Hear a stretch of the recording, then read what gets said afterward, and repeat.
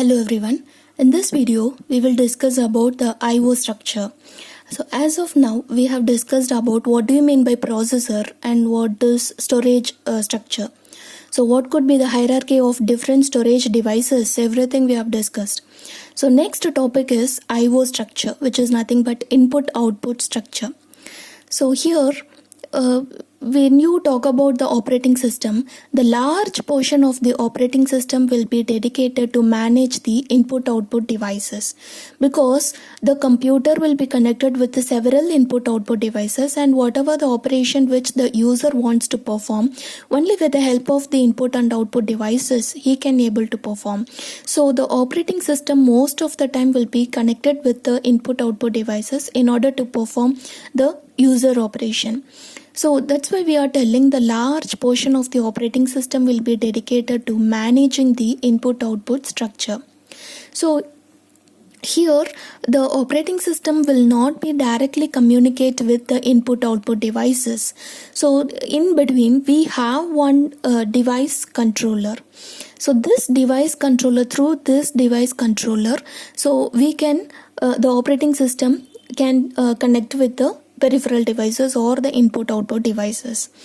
So this structure, so if you look at this diagram, so here we have one shared memory, and here we have many devices that has been connected with the processor as well as to the memory through this device controller. So for each and every device we have the specific a separate device controller. So for this we will be connected with the device controller, and afterwards that will be connected with the operating system. So a normal general purpose computer may have the CPU, that is central processing unit, and many device controller. So it is based upon the device controller. So some of the device controller will be connected to each and every device separately, and some of the controller will be having has the capability of connecting more number of devices simultaneously. Say for example, if you take this small computer system interface, that is SCSI, so if you take this, it is a controller, or we can also mention it as a bus, which is used to connect with 7 or more input-output devices. So this particular device controller will work with more devices simultaneously. So what happens here?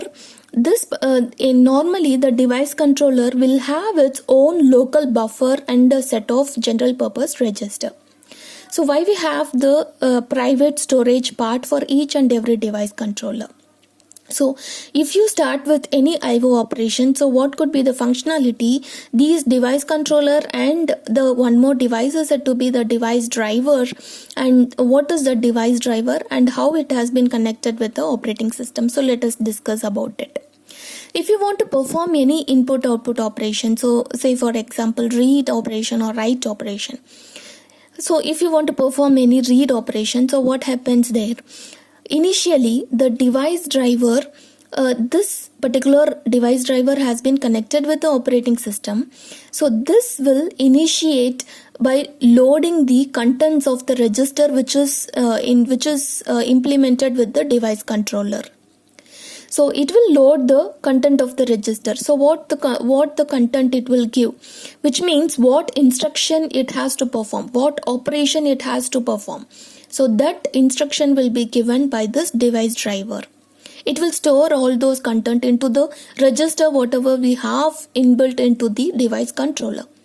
And the second step, the device controller will examine the content of the register to determine what is the operation that it has to perform. And later on, the third step, it will do that particular operation. Say for example, if it wants to read a single character from the keyboard, so it will perform that operation and it will return that result whatever it has. It will store it in the in its local buffer. And the main functionality of this device controller, in order to transfer the data in between the devices, that is the I/O devices, and its own local buffer. So that was the main functionality. So after performing that transfer operation, so which means whatever the operation it has been instructed by the device driver, so after completing its task, it will intimate that completion. That means what? Its operation is over, so it will intimate that content to this device driver.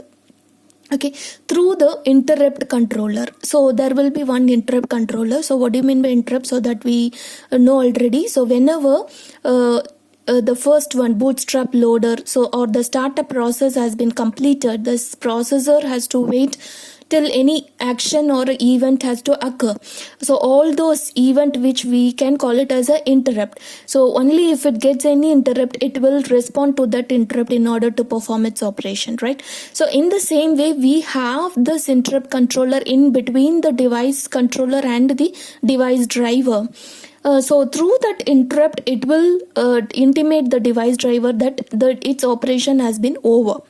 Then this device driver will return the control of the operating system to the device controller, which means what it will operation has to be done. So if it is a read operation, then it will return the data or the pointer of the data. So which data to be read? So it will return the location or the pointer of the data or the data itself. Suppose if for any other operation, it will return the status of the registers and all those operations. So what could be the status of that operation? So all those things will be returned to the operating system. So this is what the actual function will be provided in beyond this device driver and the device controller. So this process we can call it as a interrupt driven IO operation. So this particular process has been done, and this will be applicable only for transferring the small amount of data in between the IO devices and to our computer system. So if you want to transfer only the small amount of data, then we can follow this kind of process. Suppose if you want to transfer the bulk amount of data, then this particular process will not be applicable.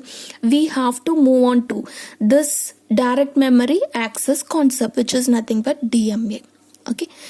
So now let us see how this process takes place with the help of this generic structure. So here we have the disk controller. So this is actually the device controller for this particular device, which is nothing but disk. And here we have the disk drive, and in between the processor and the disk controller we have the interrupt controller. So what is the first step? First step, this disk controller, which is nothing but the device controller register content, will be loaded, and that will be given by the disk driver through the CPU. So this is what happening here. And the second step, it will examine its own register content and it will know what operation it has to perform, and after completing that operation, it will intimate to the device driver through this interrupt controller. So through this interrupt controller, it will intimate that its operation is over. So the it will perform that operation, and afterwards it will return that it has completed its operation through this interrupt controller. And whichever the lines that has been connected in between all this processor and the device controller is said to be the bus. It is a common shared bus which has been connected with all the components. So third step is, after getting the interrupt, what the CPU will do, it will if it gets any interrupt, it has to respond to that interrupt handler routine. So it will execute that interrupt service routine. So that will be that will be done, and afterwards finally whichever the final output or whichever the thing, so based upon the operation, so it will return the control to the operating system. So this is what the steps to be followed for interrupt driven IO operation.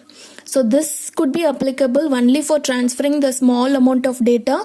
Suppose if you want to transfer the bulk amount of data, then we have to use the direct memory access concept. Okay.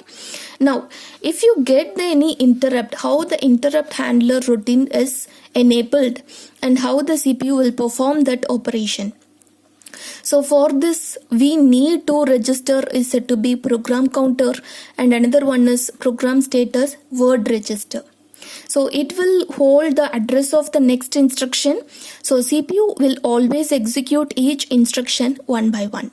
So if it is executing this instruction, so let it be current instruction currently executed by CPU.